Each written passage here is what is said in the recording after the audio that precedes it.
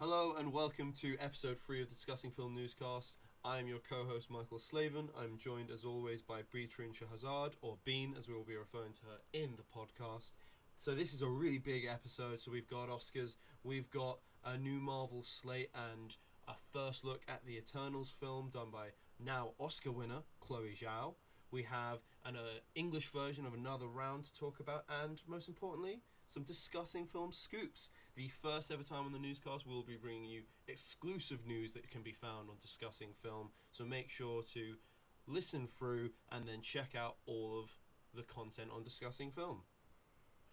Right, so since the last episode, we've had the Oscars, one of the biggest events in the whole film calendar, and I was going to say it didn't disappoint. It very much did in certain ways, but it was definitely eventful, so it gives us a lot to talk about. What was the standout part of it for you, Bean? I want to talk about the awards or any of those things or wins, but I legitimately can't get out of my mind, first and foremost, how terrible the ceremony was. Yeah. Just in terms of In the Memoriam was one of the worst I've ever seen from the Oscars. It was awful. So bad. To explain to people who maybe missed that bit or just tuned into the highlights the next day, so the In Memoriam is usually a really big part of it, and it's this really emotional thing. And what they must have done it double the normal speed, triple the normal speed? Yeah, so I think for reference, the In Memoriam, a couple years ago, they had a live version of Blackbird by the Beatles, and the sad song, and then it would go through all the people who had died, who were connected to the film industry, and it would sometimes, for the very big actors, it would play scenes from their movies. This year, they picked an upbeat song, not an upbeat song, but it had a high BPM, and then they matched the actors' pictures to the BPM, and they just flew through it, no scenes, you didn't have to stop for anyone. I think they missed people. Did they not? That's miss what I heard. Jessica that they didn't Walter? even. I believe they missed Jessica Walter. They missed Naya Riviera too. Yeah. They didn't have her in there. Yeah. Yeah. So they missed people. They didn't take their time. That was just the thing that stood out to me the most, because we were watching this live, so I don't think many of us were paying that much attention. I mean, Discussing Film watched it as had a watch party, but every time I looked up, something completely just dumb was going on. I'd say. I also find it really interesting that it was a call of some of the most we're a bunch of people who talk about film as one of the most regular things that we do in our lives, and we do it for free at the moment. And it wasn't grabbing our attention because the ceremony was so boring. Everyone was just kind of chatting, and we had it on in the background as opposed to actively being yes, this is the Oscars, we have to take in every second of it. It was a really poorly done and weird ceremony in general, characterized by the big story from it was we were all watching, and then suddenly it jumped from, I don't remember what award it jumped from, I think it might have been supporting, and then it just jumped straight to Best Picture, and we were all are they just introducing these early? Why have they done this? And then everyone realized it was because they did Best Picture first, so that they could finish on Best Actor in order to have this big emotional thing for Chadwick Boseman. Yeah, because the way the last three usually go are Best Actor, Best Actress, and then Best Picture. So where there would have been Best Actor, they replaced it with Best Picture, and then had Best Actress, and then had Best Actor. And I remember, I was because everyone was oh, they're doing this so they can have Best Actor last. I was no, they're just introducing the nominees. Because usually, they introduce the nominees throughout the show, and I was for whatever reason, they're just going to introduce them now. And then I was quickly proven wrong with a swiftness. And it was really upsetting. If it helps, I was wrong very soon after, because I went, oh, that means that Chadwick Boseman has won. That's a certainty. That there's no way they're just going to do this without I kind of went, oh, it's so mad, the idea that they will have done a super quick In Memoriam, not allowed his widow to speak after having forced her to sort of come out to the ceremony, they must know that he's won if they've put it last. But and then that's when I said, I used my little thinking brain, because I remembered the great Moonlight La La Land's mess up of whatever year that was. And I remember reading, the person was like, there's only like 3 people in that room who know ahead of time who's going to win. So then I was thinking, okay, the programmers definitely do not know, because they have nothing to do with it. They were probably not like given any instruction at all. So they're guessing too. Imagine if it doesn't happen. And then I was... it didn't happen. And then Anthony Hopkins won, and we're not... And this point has to be said, because there were some kind of horrible things being said on Twitter. Anthony Hopkins' performance in The Father is, on all accounts, incredible. It is more than a deserving winner. That's not the issue that a lot of people had. It's the fact that, like, some producer did come out and he basically went, yeah, we still stand by the decision because it got people to watch and it kept them interested. And it's like, everything about the Oscars almost framed Chadwick Boseman's death as a marketable thing, not a horrific tragedy that is still affecting so many people, including his widow, who was there. And then just to compound how little it seemed like they cared, they didn't allow Hopkins to accept the award on Zoom, and so just said, oh no, you're like 87, you can just fly out to one of our Oscar centres in London or Dublin, to which he obviously said no, because that is incredibly dangerous at the moment. So it just ended, and it was the most abrupt and weird ending ever. Yeah, apparently, and no one was there to like get it on his behalf too. They were like, oh, the Academy will accept this on his behalf. But I read, I'm not sure if this is like confirmed, but apparently Olivia Colman was supposed to pick it up in his absence. That was confirmed, yeah. Yeah, so they didn't even get that right. They just abruptly like canceled it. They were like, he's won, okay, we're going to accept it on his behalf since he's not here, the end. This whole ceremony was just messy. Like, it was just, from start to finish, just weird. It was just so odd, and that was reflected in, does this show the lack of relevancy in the Oscars? Does this show that it just wasn't that engaging or marketed well? I don't know. But it did I think it wasn't marketed well. Yeah, because like it did lead to a 56% drop in the viewership. So what do you think about how it was marketed? Because I didn't, if it wasn't for Discussing Film, I wouldn't have known, honestly, that it was going, because I didn't see anything online, I didn't see anything on TV. Now I get the constant sponsored by Chevrolet Emerald Fennel thing after the fact, that now that I know that Chevrolet sponsored the Oscars, but like going into it, I didn't see any of that, which, because like when you think about it, the low viewership, it's not like people tuned in and dropped off when they realized how boring it was. Yeah. People didn't tune in general just because the Oscars did a bad job. And again, I do think it was massively marketed off Chadwick Boseman's death, to the point where they had all of the people who attended were awarded an NFT of Chadwick Boseman's golden face. Which, not even getting into how problematic and weird NFTs are, do the research yourself, they're not very good. It didn't look like Chadwick Boseman. It's super weird anyway to give out a... But I think a separate company does those. That's still... To allow it to happen, though, just I think really reinforces what I believe, which is that they saw his death as an opportunity to market the Oscars as this, come and watch this emotional, amazing thing happen, you know? Yeah.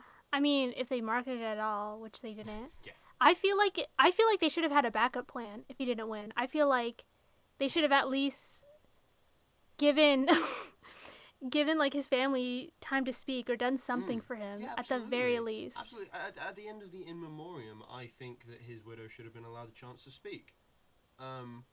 Regardless, because it was a huge loss for the film industry, and he was nominated twice in both the supporting and the lead category at the award.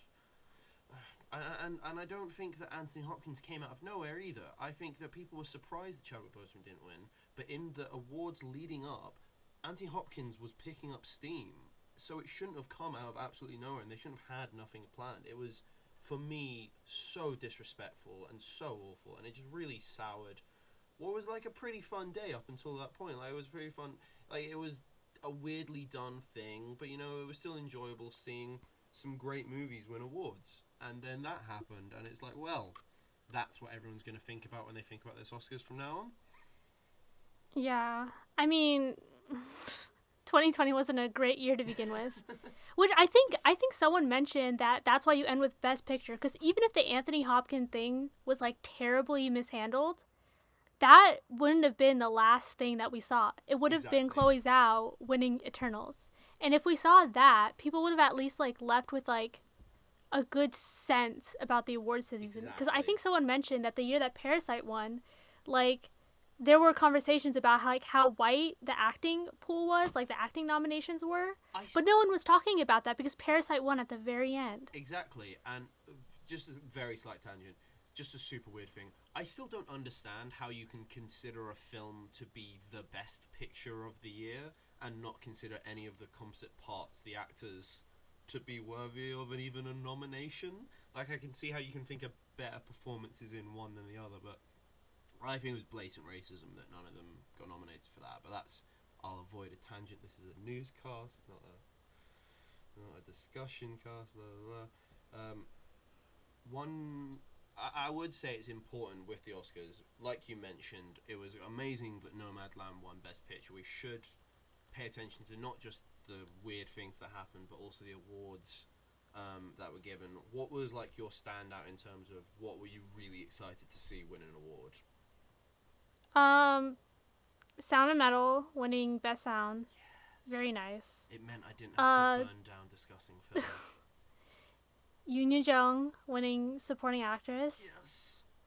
Very nice. We love her. I expected Nomadland to win cinematography. Not so nice. Yeah. Which went to... Oh, I'm not gonna say it. You gotta say it. I'm gonna make you say Mank.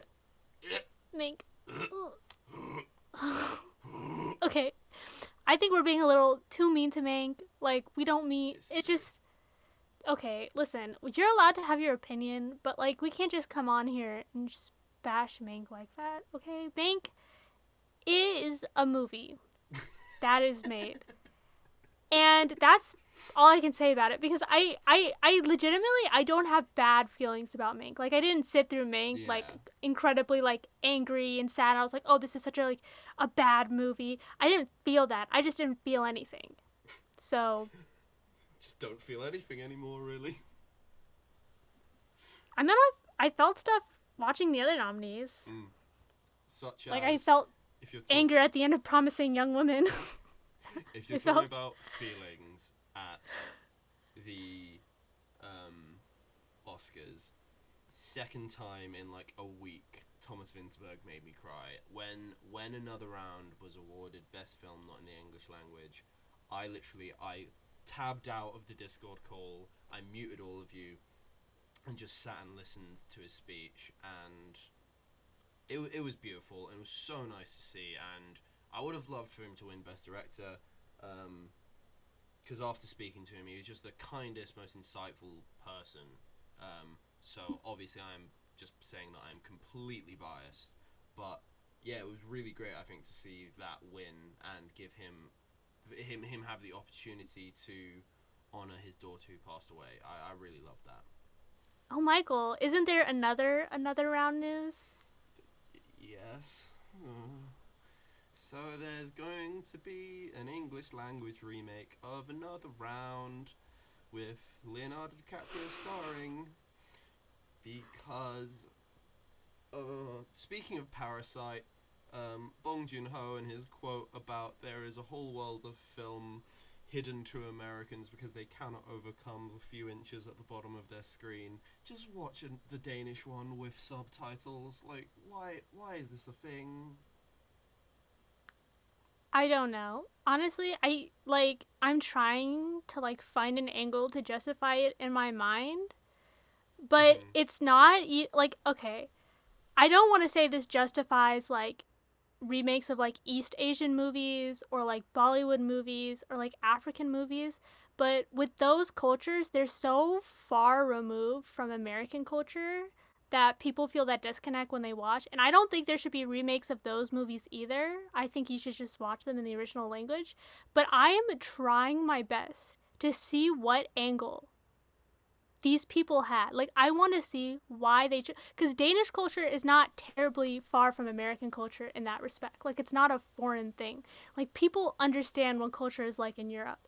So I don't get in the slightest why this would warrant a remake, other than the fact that people just don't know how to read subtitles. This isn't even the first one either, because one of the other most prominent Danish films of recent times, The Guilty, is being remade with Jake Gyllenhaal, so that we already have that, and that is already such a fantastic concept that especially because that is simply, it's a film of a police 911 caller dealing with a hostage situation, and it's shot entirely from the perspective of the 911 caller, and it's this incredible thriller, and they're just doing that, but it's in America, so there is no cultural difference there.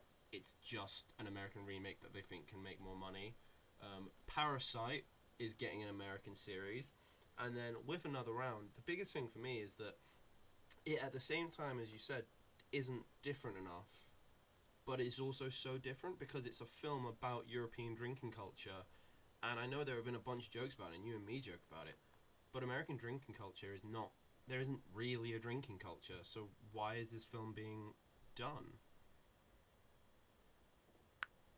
I don't know. Yeah, I mean, I'm sorry. I keep putting it on you, and you don't. I mean, agree, okay, so listen. I don't know. I just will say that alcoholism also exists in America. Yeah, no, I know. But I think, okay, a big part of this movie was the fact that people in high school were drinking, like teenagers, and teenagers do drink in America.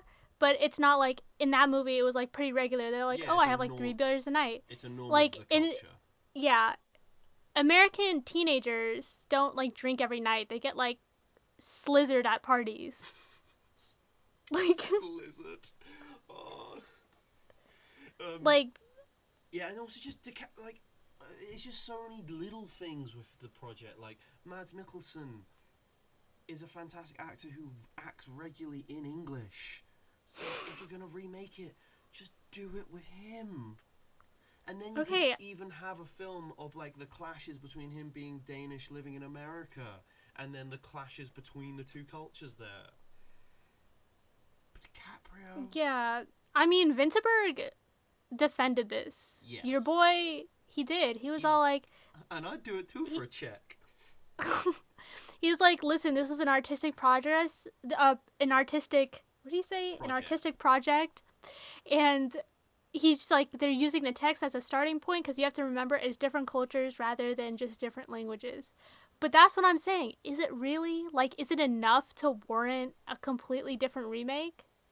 No. And I don't think they should do that for other movies, too. Like, I don't think that people should make Parasite in America. Like, capitalism is the same problem no matter where you are in the world. So why can't you just watch the Korean version? I don't know. That's crazy to me.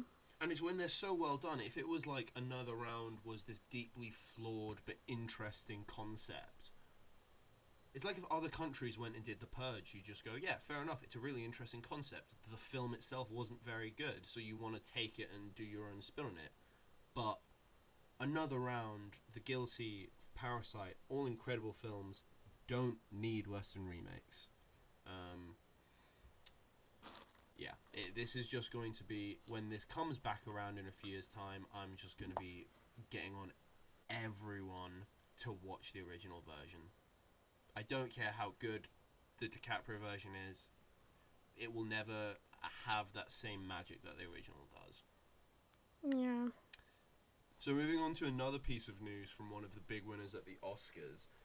Chloe Zhao's Eternals film, after her win at the Oscars, everyone was joking that like Kevin Feige had the trailer editors double time adding Oscar-winning director, Best Picture-winning director to the trailers coming up for Eternals, and as that was said, within like a week, we got our first look at Eternals as part of a huge Marvel sizzle reel laying out their slate for the next 2 years, which included, as I mentioned, the first look at the Eternals, some more footage of Black Widow, and some release dates and names. So where do you want to start with that?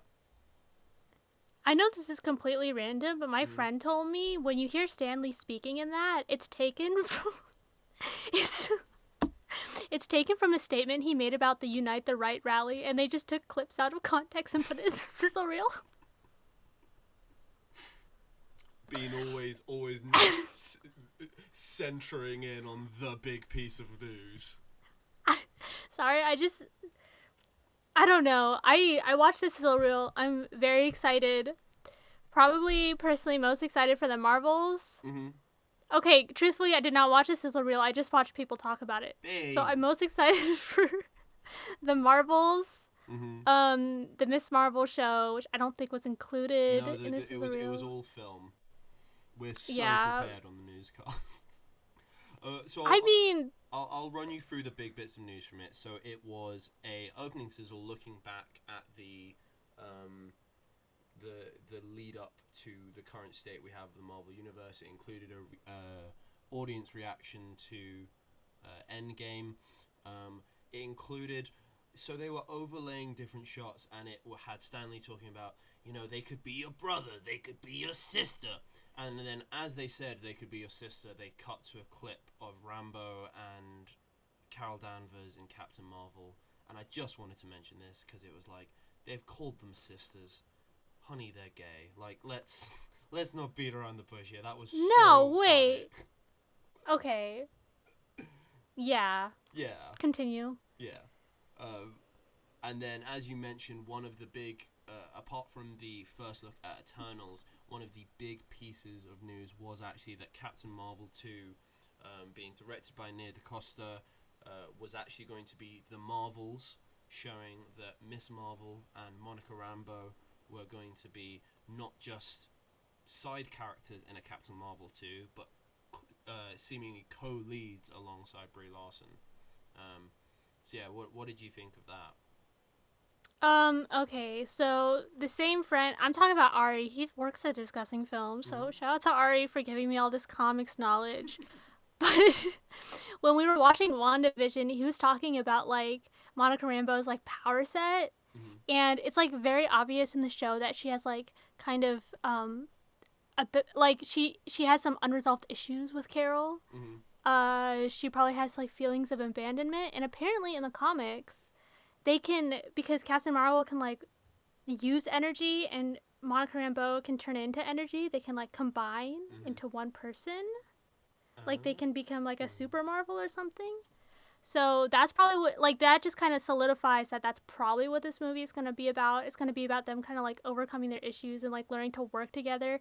And I think it's going to be very much like a found family thing, because as we know, Miss Marvel, she's kind of like a fangirl, and she obviously really looks up to Carol, at least probably these women.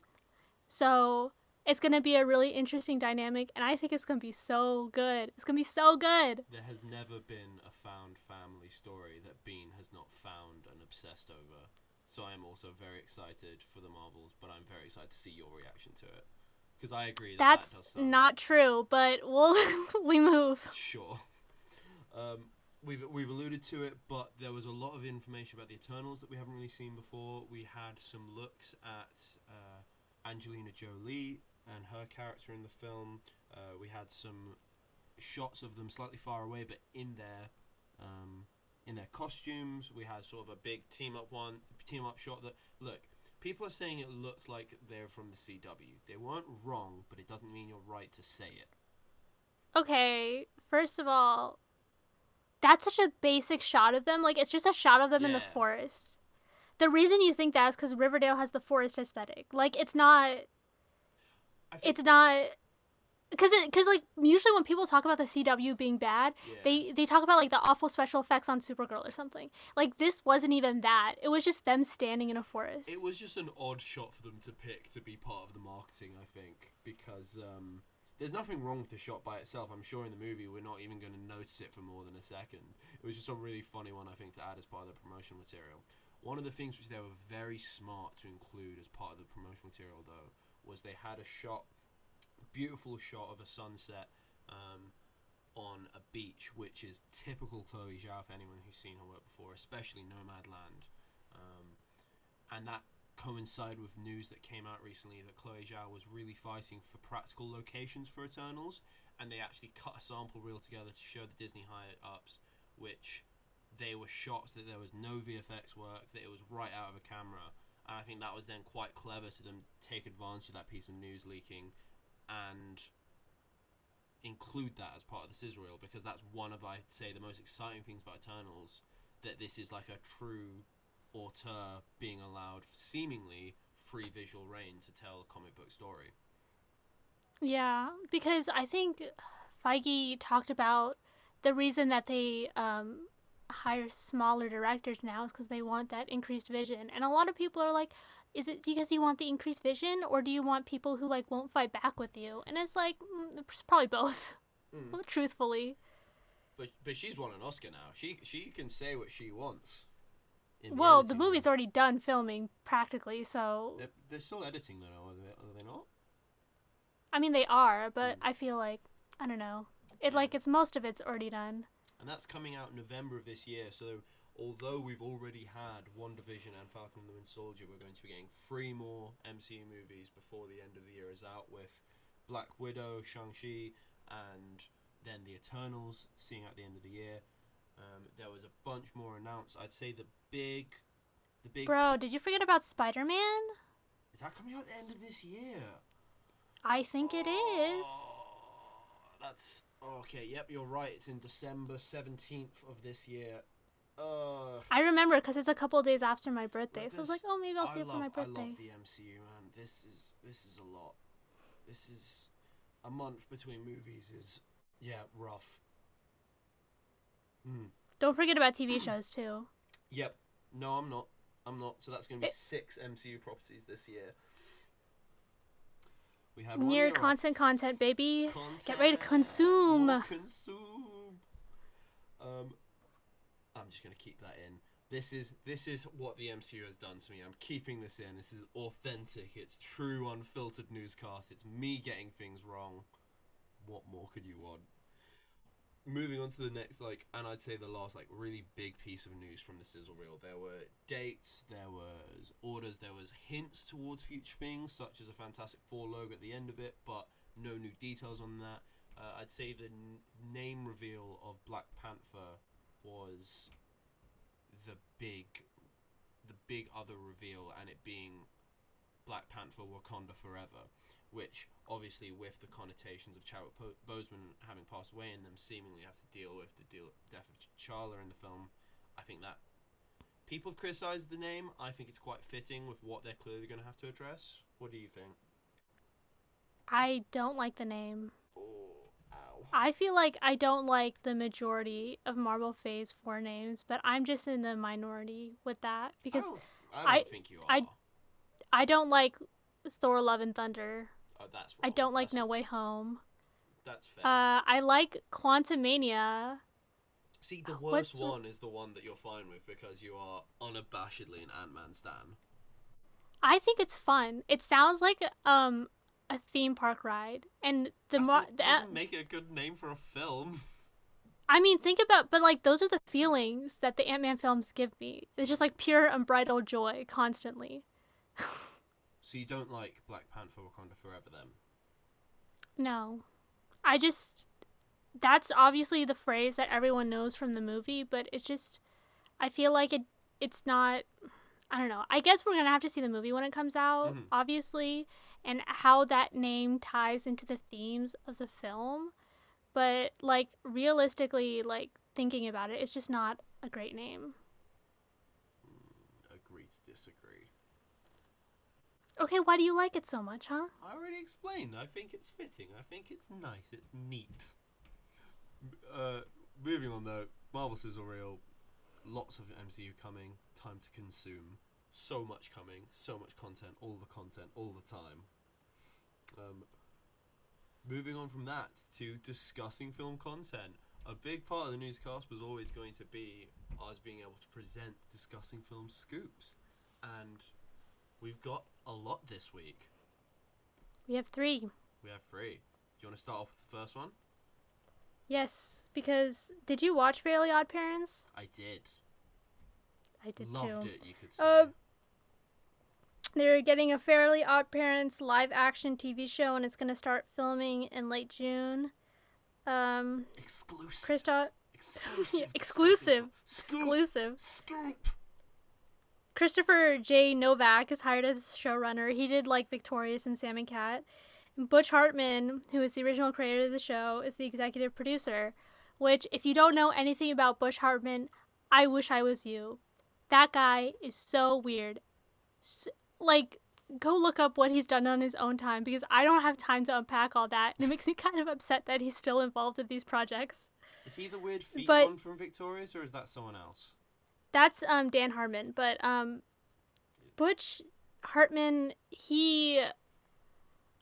I'm pretty sure, you can cut this out if I'm wrong. I'm going to Google this when we're done, but I'm pretty sure he tried to start like a family-friendly streaming service, but it was like an extremely religious like point of view. Like he wanted to do like a religious streaming service for kids, but not like have all religious content. And also he's known for like plagiarizing work and like plagiarizing his drawings. And I think he also started like either a Patreon or a Cameo where he was like charging people for just like lazy stuff. Like the guy's kind of like broke. Obviously, I don't understand how you're broke if you have this many successful TV shows under your belt. But yeah, he's just such a weird guy. I don't Fairly Odd Parents series. Filming late Fairly June. Odd Parents series. I mean, I'm still going to watch that. Oh yeah, it's going to be on Paramount Plus. So I actually can't watch because I don't have Paramount Plus. But I hope people... That's another thing, I guess. I feel like streaming services will not flourish unless they have a good catalog for kids. And that's why Paramount Plus is going to do well, because Nickelodeon is super popular. So Paramount Plus, I think, is going to be like an underrated streaming service because they're going to put all like their Nickelodeon shows on it. And then, so families going to buy it who really like Nickelodeon. So I think that has that going for it. Anyways. And then, moving on, so the second big scoop, so it's that an addition to the Spumbucker, the Sony Pictures universe of Marvel characters. The live-action Silk series is being eyed to begin filming in late August, so that's an addition to the Venom universe and Morbius. And then moving on to the big discussing film scoop, the juicy boy, we have that Black Sail's co-creator Jonathan Steinberg is set to co-write and executive produce the Disney Plus Percy Jackson pilot with Rick Riordan. And since we've heard that Percy Jackson was happening and it was coming to Disney Plus and the huge budgets they were going to be getting, and that each season was going to cover a book, this is the biggest piece of news in a little while that we've actually got about this. So what do we know about Jonathan Steinberg? Because I personally hadn't really heard of him or his work before this announcement. Okay, Mr. Jonathan Steinberg. He's the creator, runner of Black Sails, a show that I have not watched, but I heard it is very good, very well written, and extremely graphically violent. Yes. So it's very much an adult show. Mm-hmm. But here's how I'm thinking about it, and I'm like, I feel like it's easier to go from adult content to children's content than it is the other way around. Absolutely. I mean, I don't want to like discount family-made content because it is hard to make children's content, but I think that if you run such a successful TV, like if you're really good at being an adult content creator, that should transfer. Exactly. And I think that with Rick Riordan, we already have one of the most successful children's writers of all time.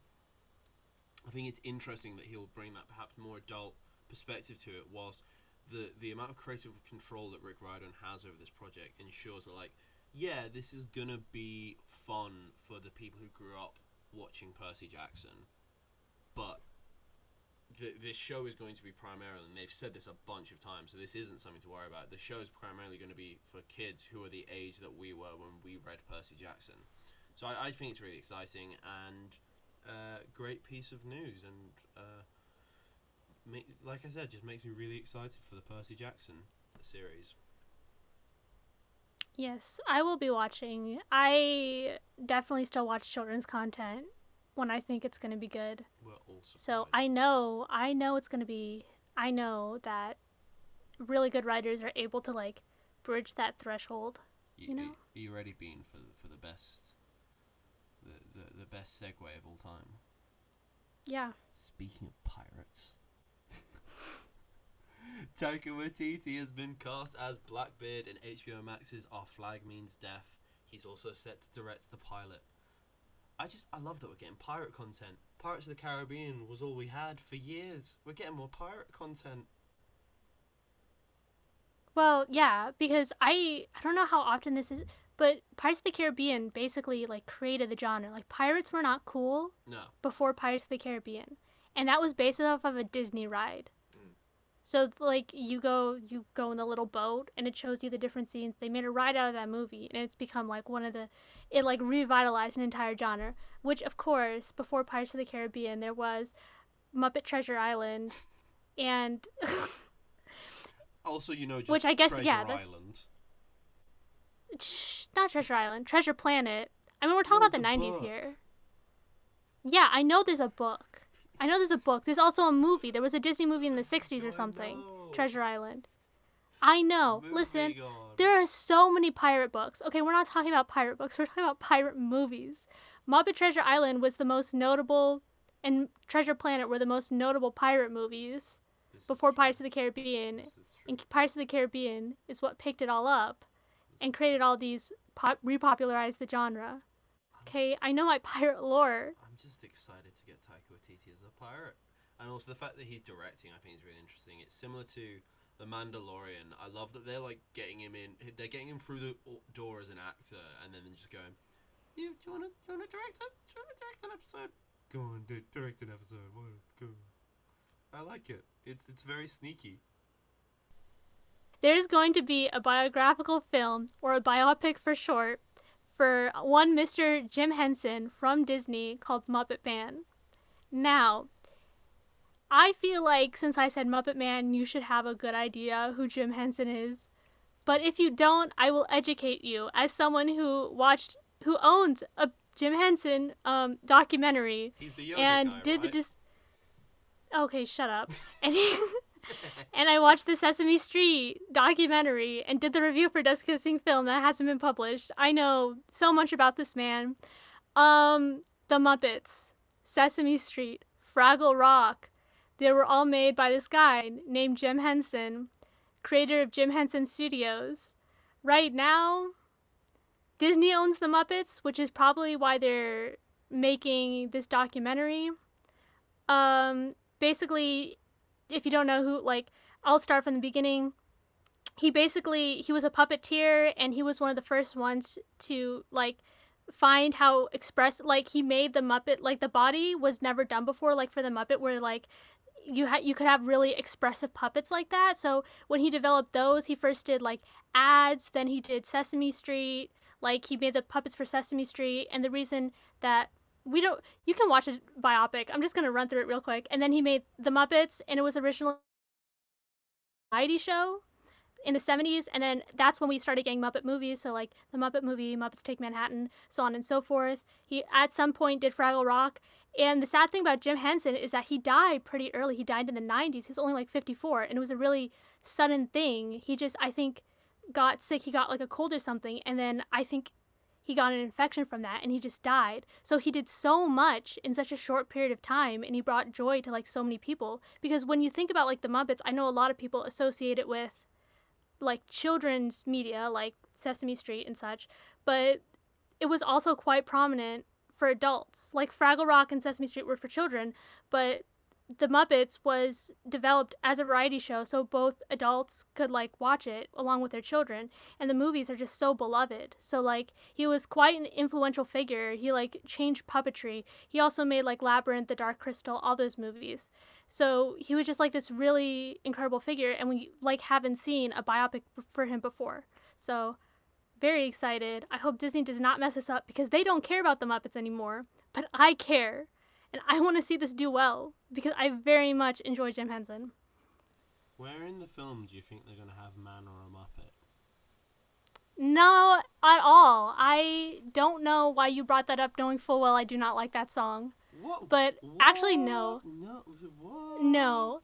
You know what? They're going to play Rainbow Connection. I'm probably going to cry in the theater. No. I would like to see that. Yeah. Or It's Not Easy Being Green. That's another, like, famous song. So, going on from something that Bean is unreasonably passionate about, something I am unreasonably passionate about. So, How I Met Your Mother spin-off has been announced. How I Met Your Father. They had it in the bag, you know. Initially, they had a show lined up with Greta Gerwig. Kristen Milotti is a fantastic actress. She would have absolutely killed it. She was so great in How I Met Your Mother. She came in with this impossible task of living up to seasons worth of setup for who she was going to be, and then she absolutely killed it, so the show would have been perfect. And then they killed the project, and now it's going to be a Hulu show starring Hilary Duff. What are your thoughts, Michael? As the biggest How I Met Your Mother stan I know. Well, no, that's Ben. That's DC TV show. Come on. I really like the show. That's not me. I don't know. I think it's like 10 years too late, and this is like a just grab for let's have some form of content because streaming services are always at the moment. There are so many redos of old shows popping up and spin-offs of old shows because they're just grasping for content. And I feel like the How I Met Your Father is not coming from a place of we have a story to tell here.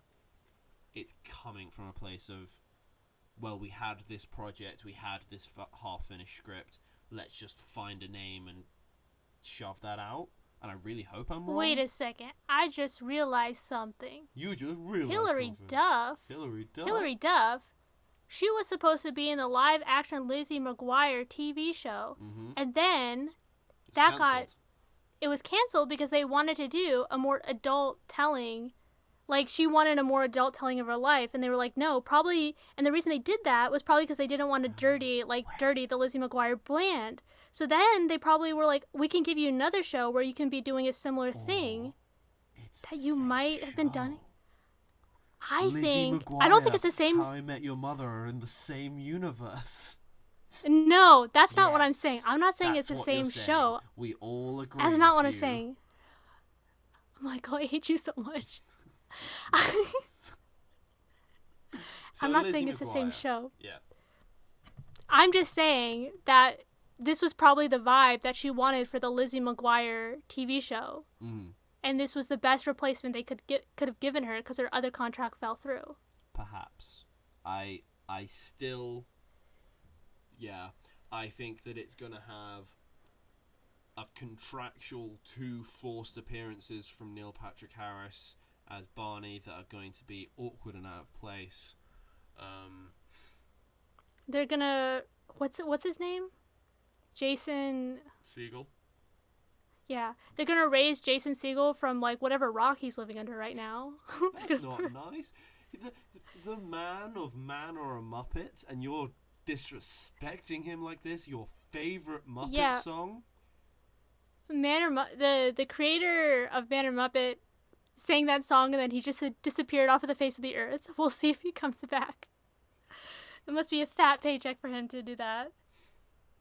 So to finish off, we've got some great news. We've got some great news, Pete. I'm a real happy boy. I'm a very, very happy boy. I'm smiling through my microphone. Thank you.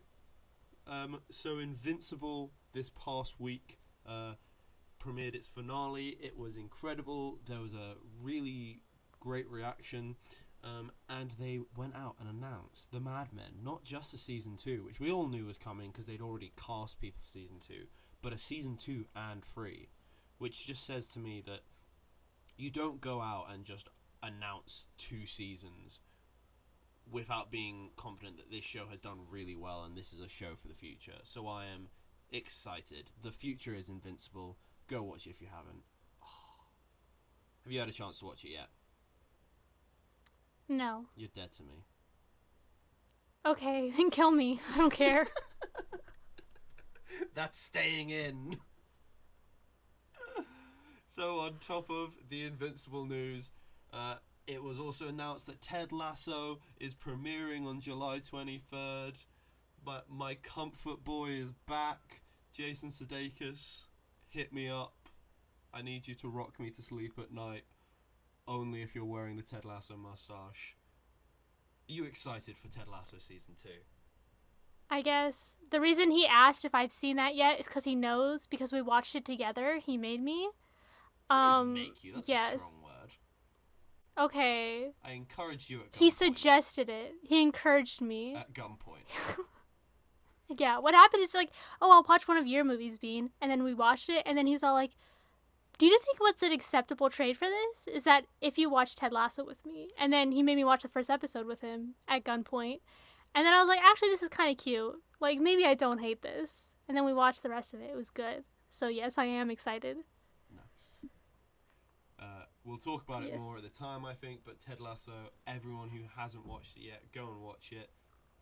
This might be a threat at gunpoint. Who knows? It's a podcast. You can never tell until we start a video version of this, you know? Who knows? Ted Lasso is coming out on Apple TV. That's the streaming service it's on. And also on Apple TV. CODA is premiering on August 13th. They just released the premiere day. If you don't know, CODA originally came out at Sundance. I reviewed it for Discussing Film. We're going to link it. I very much enjoyed the film. Coincidentally enough, to bring this entire conversation full circle, it's an American remake of a French movie, but it's about deaf people, so I guess that's a little bit more warranted because there is a different culture here or surrounding like deafness, I'm assuming. CODA stands for Child of Deaf Adults. It's about a girl, and she has deaf parents, and she likes to sing, and it's a coming-of-age movie. It's very cute. It's very wholesome. Like, a lot of people would like it, and that's probably why Apple TV broke the Sundance record for bidding on it, and they bought it for $25 million, which is a lot of friggin' money. And for reference, that's they didn't just buy like the concept to it, and then produce it themselves. They bought literally just the rights to release the film. So $25 million for that is huge. Yes. So they did it because they think a lot of people will like it. So the previous record was completely smashed, actually. 25 million. It's not like before it was like 24 and a half. The previous record was Palm Springs, which was bought for 17.5 million and 69 cents because they're hilarious. But 25 million over that is just a huge acquisition. So I'm really excited to watch it. Yeah, they have a lot of faith that it's going to be like, it was definitely a crowd pleaser, I feel like. And I feel like a lot of people will enjoy it. But that depends if a lot of people will watch it. So go read my review, decide if you want to watch it on your own time. Okay? Right, I think that wraps up all the news for today. Thank you so much for joining me as always. Make sure to follow Beatrice at BeerBean on Twitter and at DF Newscast. I'm at MichaelSlaven98. Make sure to follow for all of the future scoops and all of the film news at Discussing Film. And give us a review on Apple. You know, we wouldn't mind that. You know, if you link the Spotify to some friends. You know, subscribe to the YouTube channel. All of those things that you're supposed to say for the algorithm, so that this can become the biggest film podcast in the world. What even is the biggest film podcast in the world? Like, I don't think we're gonna beat them realistically. It's gonna be us. I'm keeping this all in. Editor Michael. He's manifesting. Editor Michael's gone rogue. Thank you, guys.